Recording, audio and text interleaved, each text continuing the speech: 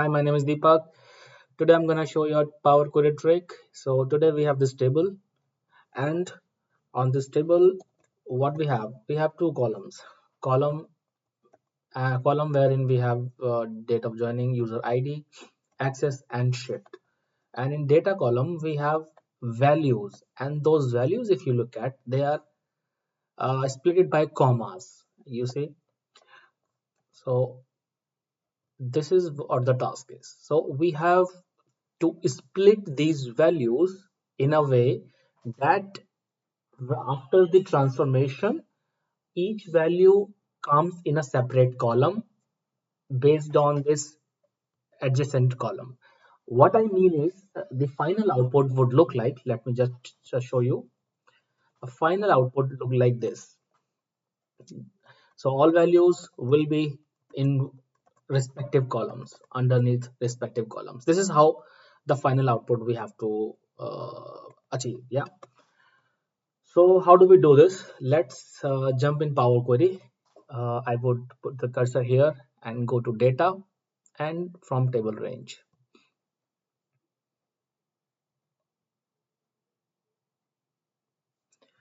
Okay, so we are in Power Query already. So let me just remove this change tab step. Okay, so we have the table loaded here. So first of all, you know what we do. We would like to add a column here. Uh, Before I start, I would like to mention something. There are many different ways to achieve this objective. You know, you just go to the split by column and you split these values by split function, and you can achieve it. But this trick is a dynamic thing, meaning, uh, for example, in here, for in this row 4, for example, here you have 8 values: 1 2 3 4 5 6 7 8. Tomorrow there is one more value is added here in any of the columns or in all of it. This transformation will automatically be updated with the new data as well. It will accommodate new data. You don't have to do this transformation one more time. However, by split by columns, this Power Query user interface, it would be a hard coded one. So, okay, a lot of talks already. So let's start. So right now I will add a column. Okay, so here I would write a function that is text dot split. So text dot split, I will open a parenthesis, and now it asks for the text. It says give me a text which you would like to split. So where we have this text, we have this text in data column. So I will double click on this data, and then I would write comma, and now it says uh, separator as text. So I would write the separator in double quotation, and what's my delimiter is comma, and I will close this parenthesis and then write OK. Click OK. So what it has given us? It has given us a new column with a list. It's just not a list but a nested list inside. So if I click on white space here, I just look into this. Each list has some values. So for example, first list has dates, and those dates have been splitted already. If I go to the next list, you see, so if this is the same value which were not splitted before, and now it has already splitted in this. So we have achieved one part of it, but we are not quite near what where we have to be.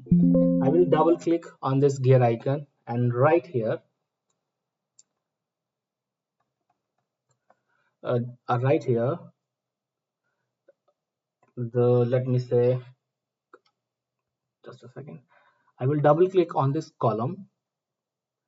Why would I double click on this column?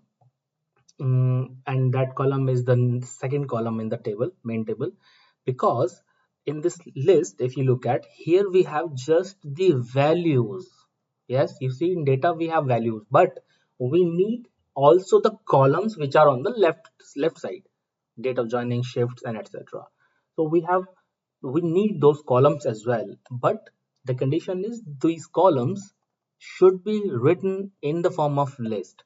So we have double clicked on this column option, and now I will wrap this in curly braces like this and write an operator in between, and then I will click OK. Again, this is a list right now, but now I will click on white space this time, and you see that column has been added in each list that we have got now. Okay, good. So next step, what we are going to do is we will create a next step here. I will add a step, and I will I will need this custom column now because we have everything here. So to access this column, I would write open the square braces and write CUS custom.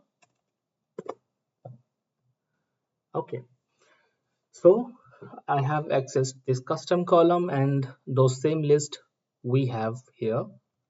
And right from here, I would write another function which is table dot from column.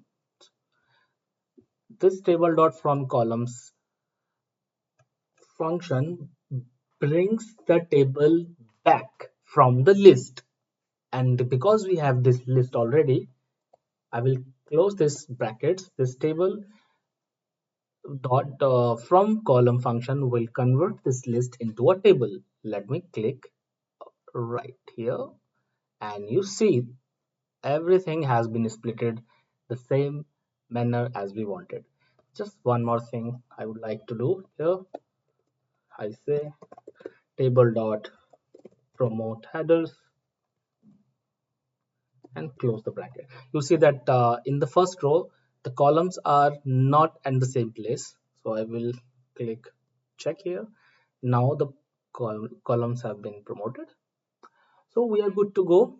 Our data is already prepared, and I can load it to, just a second, in existing worksheet, let's say here. Okay, so we have this data already in a same format as we needed. So this was it, and I hope this trick helps you, and this trick maybe helps you to split data also from the PDF format. Imagine if you have such a format in a PDF file, you can extract that PDF file from data, from folder, from file, and then from PDF, and then PDF, when you extract PDF and with such data type, you can do the same trick. You can use the same trick and achieve this target. Hope this is helpful for you. You may use this trick in many different ways to your real database. And that's all for today. Have a nice day. Bye.